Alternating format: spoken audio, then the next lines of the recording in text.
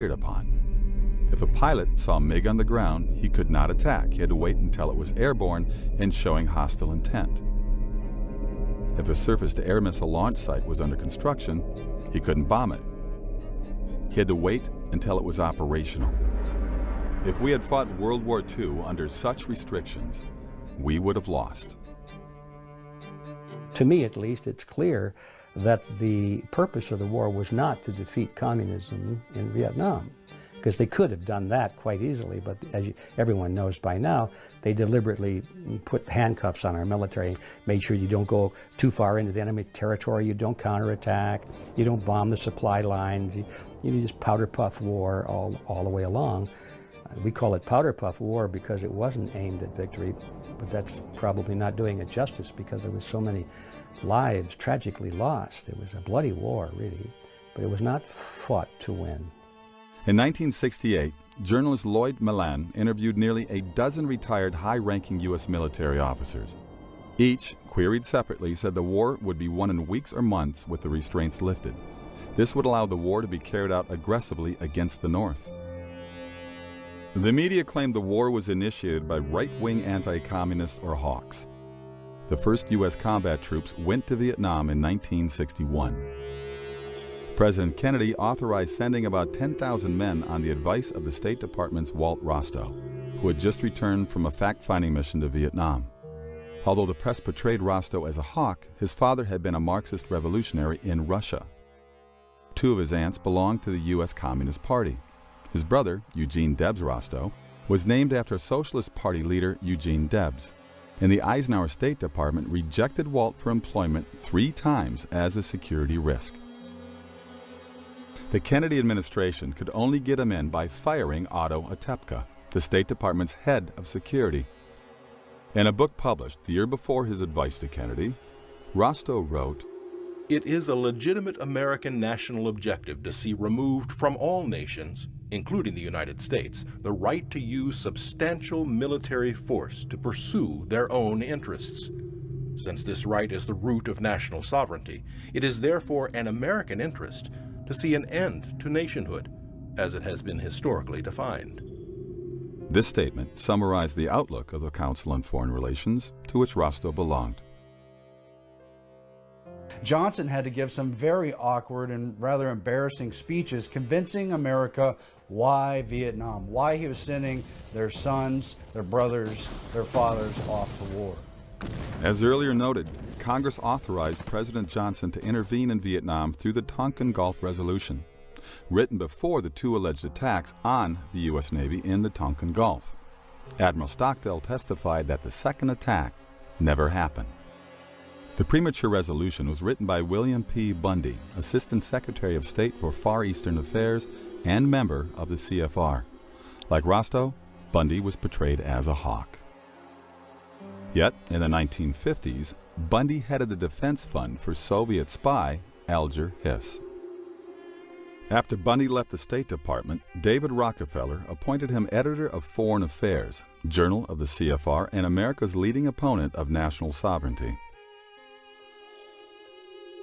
In 1964, President Johnson successfully ran for re-election against Republican Barry Goldwater, whom the press branded a warmonger. After the election, Johnson himself suddenly began escalating the war, committing hundreds of thousands of troops. He made the decision at the urging of a secret clique called the Wise Men, 14 senior advisors, 12 of whom were CFR members. The Wise Men included a number of important Council on Foreign Relations members, 6 key members actually: Averell Harriman, Robert Lovett, and John J. McCloy, all 3 of them Bonesmen, and all 3 of them very closely tied to the banking powers of New York City and to the Rockefeller family. John J. McCloy's resume reads like a true globalist. He was a Skull and Bones member. He was a member of the Council on Foreign Relations. He was in the staff as an Undersecretary of State during World War II, and he would later go on to head the Rockefeller Foundation. He was the president of the Council on Foreign Relations for a solid decade, and he was head of the World Bank. The leader of the Wise Men, who led the demand for escalation, Dean Acheson. Even before the United States recognized the USSR in 1933, the murderous dictator Joseph Stalin selected young attorney Acheson to represent Soviet interests in America. Truman's Secretary of State, Acheson, surrounded himself with communist and security risks, such as John Stewart Service, John Carter Vincent, and Lachlan Curry. He promoted Service even after the FBI caught him passing government secrets to communist agents. Acheson's law partner was Donald Hiss, brother of Soviet spy Alger Hiss and a member of the Communist Party. In short, the men who maneuvered us into Vietnam were not anti-communist, but soft on communism or even pro-communist. Nor were they flag-waving patriots. They were globalists who opposed nationalism in favor of world government.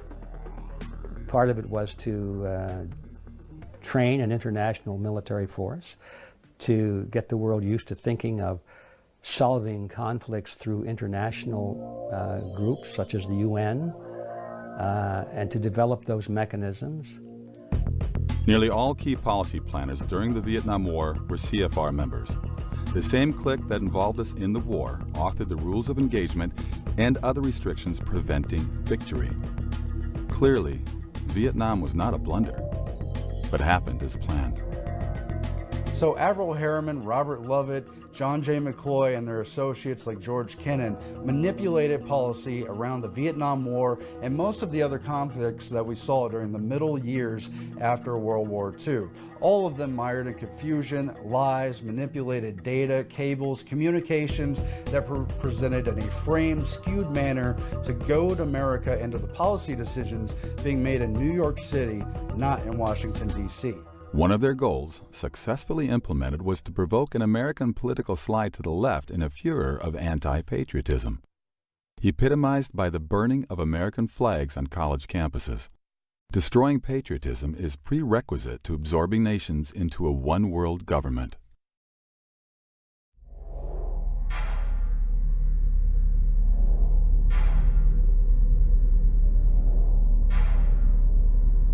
But we lost the jobs. We lost the wealth. Our middle class now has been decimated in America. It's getting smaller every year. People are getting poorer every year. Our opportunities for success are dimming every year. And we wave to the factories and to the industries that moved overseas and say, gee, that's too bad. The North American Union is just one proposal that some people see as an opportunity that's going to enhance their use of the racket to rip people off. You're not going to get a world government overnight. What's going to happen is you will get regional governments, and of course we've seen this with the creation of the EU and all of the trauma that goes with that they've been experiencing over there of trying to bring together multiple countries under a single currency, under a single economic system. Whenever people start talking about North American Union and linking us up, then I think, well, what's next? Then a South American Union, and then we join with the EU, and then before you know it, you actually have wound up with your global government. When they consolidate and centralize power and decision-making processes in these regional communities, it's going to be a very much simpler process for them to then consolidate power from those regional areas, because there'll only be a few of them, and then to bring that together will be, child's play in comparison to trying to bring together hundreds of countries worldwide. North American Union is especially dangerous, as are, again, many of these free trade agreements like the TPP. Why? Because they trump our Constitution.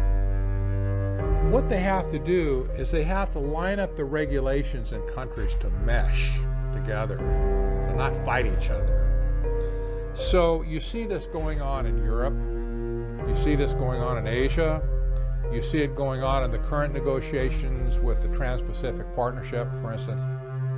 The TPP, the Trans-Pacific Partnership, aims to say that any American law, including any constitutional law, is suspended in place of the TPP.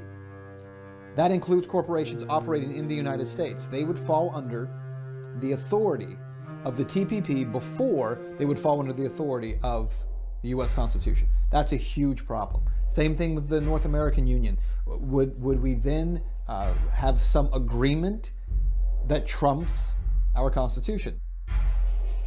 It's all about regulation. You say, well, why? It's because they want to get them meshed together and lined up together so they can interoperate without national boundaries and national issues, you see. That the moment when America announced through then President George W. Bush that we were at war with terror, I think it was actually a truthful statement, but it was a terrible moment for the country. But the terror wasn't what they claimed that it was.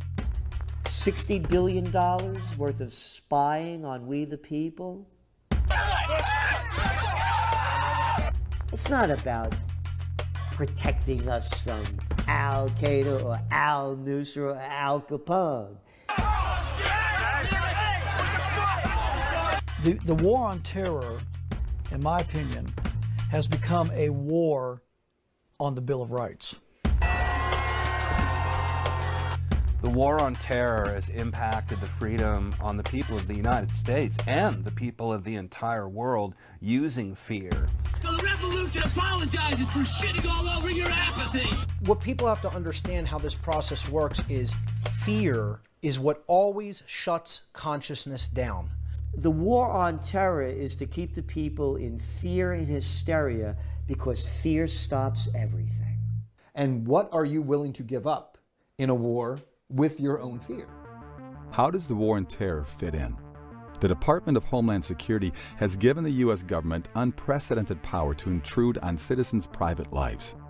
The ostensible purpose? Combat terrorism. We all oppose terrorism, but many wonder how that word might eventually be defined. The legislation that came out of the war on terror has been disastrous for the American public and for freedom in general, especially that part of it which has completely ruined privacy in America. Another way to look at it is creation of a total surveillance society. When we lose the fundamental right to privacy, you could make the argument that really we have no freedom at all.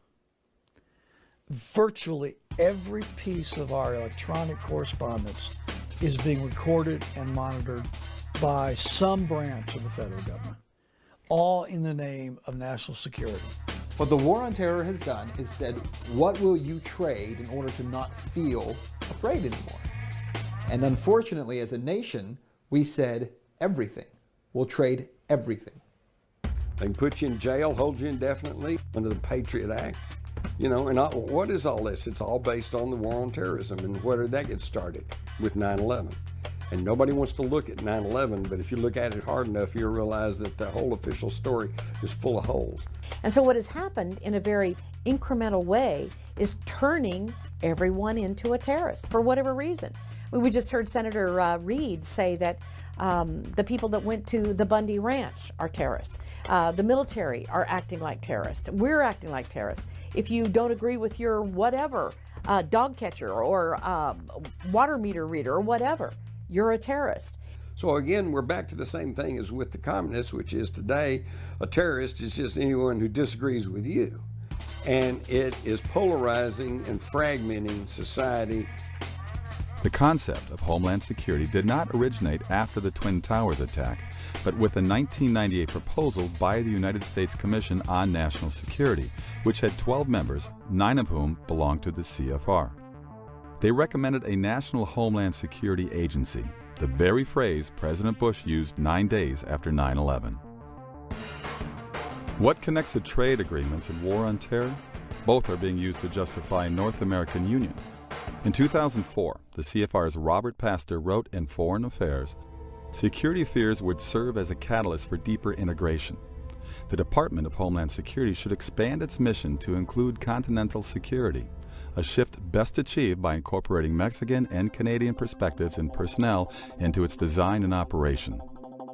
Pastor is thus suggesting that security concerns warrant combining NAFTA's economic partners, America, Canada, and Mexico, into a continent-wide Homeland Security Department. In March 2005, in Waco, Texas, President Bush met with Mexican President Vicente Fox and Canadian Prime Minister Paul Martin to discuss integrating their 3 countries. The Bush administration's open borders policy and its decision to ignore the enforcement of this country's immigration laws is part of a broader agenda.